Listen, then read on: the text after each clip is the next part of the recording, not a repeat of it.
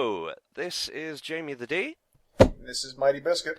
And we're looking at a flawed gem this time. Jet Ion GP. Yes, you showed me this one before. I'm surprised you're actually doing it now with me here, since I no longer have fresh commentary.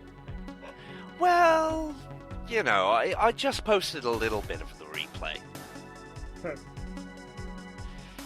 The actual game itself, it's a bit of a weirdie among future racers, because it's one of the few flying future racers. It also looks fucking amazing. It does. Although, you'd think there'd be more flying future racers, wouldn't you? No, it seems like this would be pretty hard just looking at the way it goes. Full 3D racing just seems like it'd be a lot more effort to make than just a flat track, basically, with elevation and shit. Well, it's funny, they kind of have their cake and eat it with this game.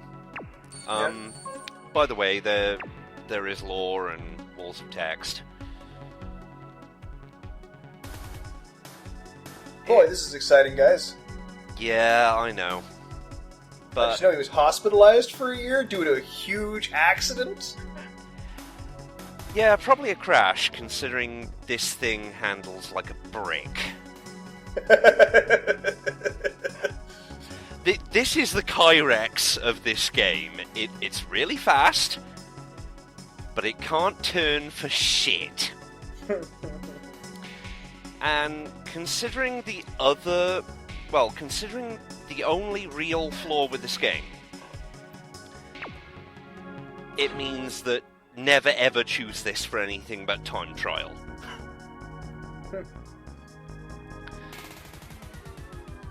So, yeah, our first track in the game is Tubes. Tubes. Yeah, Tubes. Yeah. Tubes in a fucking 3D flyer. Well, that's because it's the tutorial track. It does open up.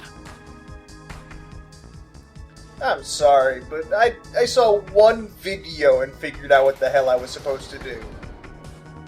Yeah. Like I said, this tube is basically a tutorializing thing. And It's a very awful tutorial, it looks stupid. the fact that it says most of the course is actually a lie. It's all of the course. Nope. No, it's not all tubes. It's not all open, but then again, even when the game looks open, it's not. Yeah, I've noticed that. Yeah, But it looks a lot more exciting when it's not a fucking tube. yeah, exactly. So, we're getting out the tubes now in a sec. It's just, just the beginning, fifth of the track. And then we get the actual mechanic. Now see this big old road, Biscuit? A big red ribbon of fun. Yeah. It looks like Tang, actually.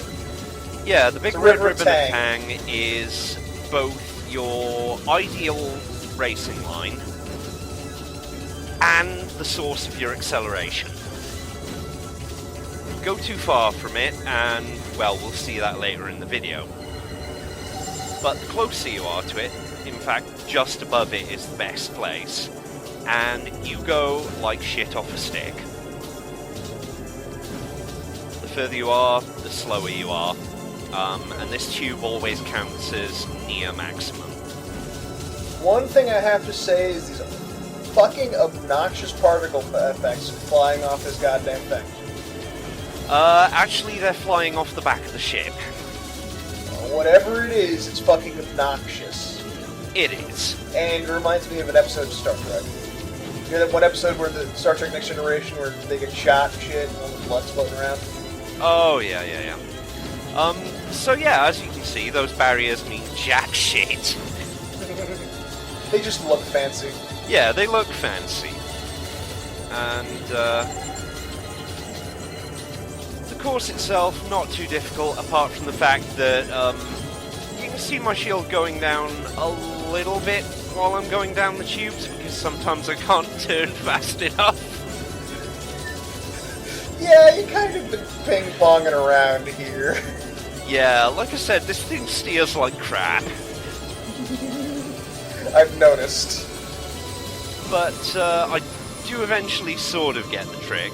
In fact, I might have gotten the trick on the second lap, not this one. Oops. The trick is not to be accelerating all the time. You know, like you would a normal racer. Yeah, because inertia is definitely a thing with these things.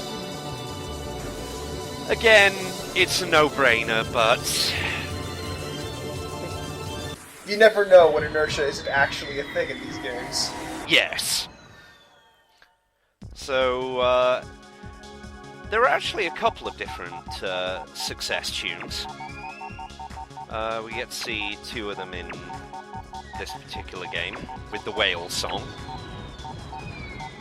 and fireworks. But yeah, now let's choose the protagonist craft for an actual race. Oh, no. Wait, shit. Surprise! Okay, let's do this right this time.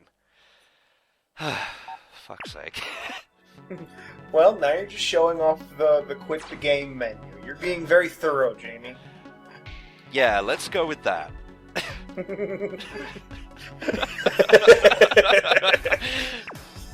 See, you're a great LPer, Jamie. You're very thorough. So, single spot... You paid me $30 for that, by the way. Yeah, okay. I'll just take that back as my birthday present.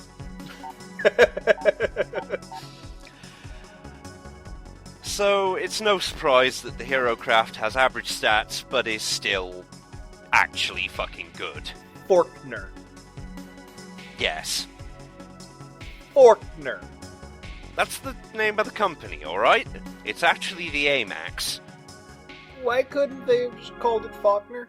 Like, you know, because that's basically what they just did. Because lawsuits. Yeah, Faulkner, whatever.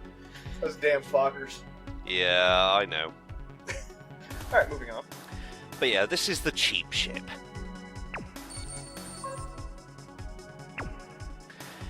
And single spot begins with a qualifier in possibly my favourite track in the entire game. As you can see, it starts out pretty confined, but then we get the outdoor sections, which look fucking gorgeous. Oh, yeah. Man, this was an early PS2 game, wasn't it? Yeah. Yeah, it was indeed an early PS2 game, and therein lies the problem. Oh yeah, we need to get into that once we get into the actual game, don't we? Yeah, see, the one fatal flaw in this game led to it being panned, there never being a sequel developed, and the company going under. And that fatal flaw was overestimating the PS2's GPU. Ambition is a hell of a thing, folks. Yeah, what this means is when there's lots of pretty things on the screen at the time, or more than one racer on the screen at a time, while that's going on, the frame rate drops to something like 5 frames. Yep. Doesn't slow the game down at all, though, so you're going, 5 frames for, at 10 bazillion miles an hour. Yeah, which fucks with the controls, makes them nearly completely unresponsive. You can see me trying to get out the track in the cave, but you can't do that in the cave. You can do it here, though. And if you... Yeah. Don't stay off that ribbon for too long. Depending on the difficulty setting, it'll either reset you with a time penalty, or just lose you the race straight up. And the time varies as well. However, if you're clever, you can use it to skip portions of the track. Like, you theoretically could probably just drop off from the opening there and just go right to the tunnel below it. Theoretically, yes. In actual fact, you wouldn't be able to do it that much. Yeah, you also have some weapons. The laser is the most interesting one because it's technically banned. And there are only certain portions of certain tracks you can use it on. But when you do, it fucks shit up. Oh yeah, time for some sexy frame rate issues. Yeah, you can kind of see it there. But I get ahead of the pack quite quickly. So we won't see how bad it is until the replay. But the stuff I've got, I could have gotten turbo to break this race even more. But I went with chaff. Can I just Because... say this looks like Sunny D? A river of Sunny D just flowing through. Oh, yeah. Yeah, that's Delicious, actually... delicious Sunny D. Yeah. Oh, God, now you're making me want Sunny D. Bitch. Cheap, shitty orange juice. That's delicious. So yeah, as you can see, I'm skirting the edges of it to save a little bit of time. And it does actually count how much time you skip. Right, it'll show the lap time, and then it should show, there we go, gap time. It's basically showing how well you skip the track. And most of it is probably there because I have problems with that slope. I've noticed you've never successfully done that slope. I've done it in test runs. Yeah, where's the proof, homie? Where's the proof?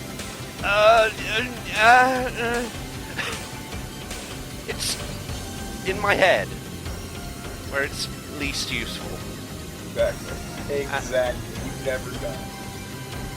And once again, that goddamn cave and its invisible...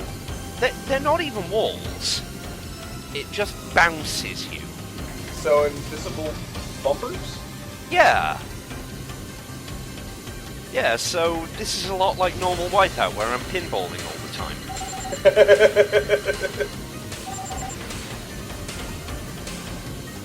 Oh, man.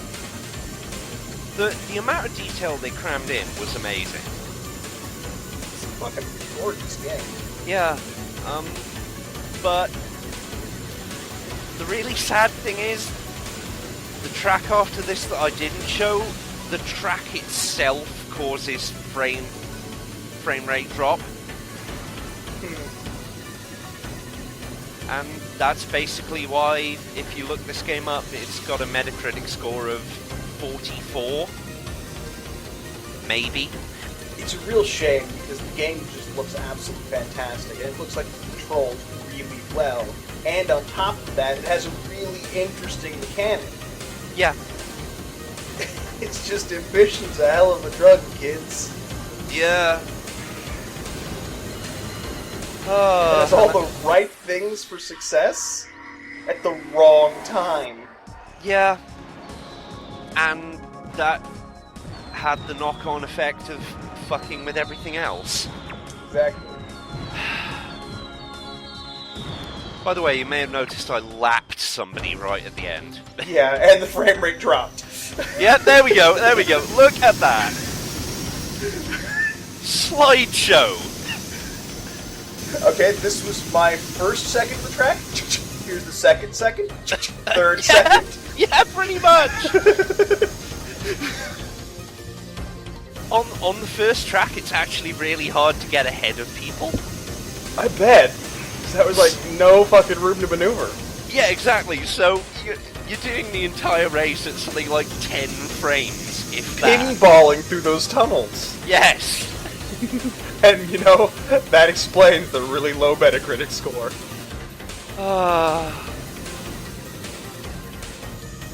You know, if somebody got the license for this, I would fork out fucking cash.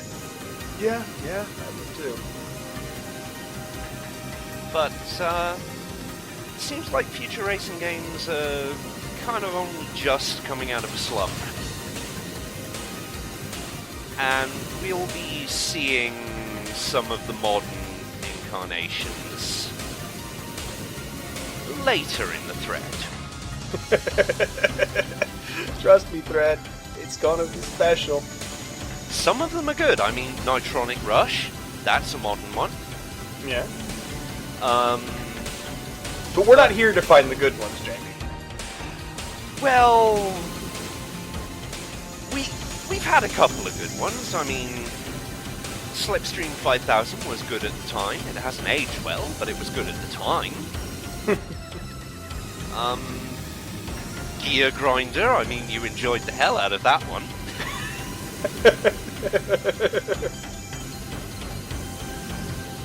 And it's just the majority of shit.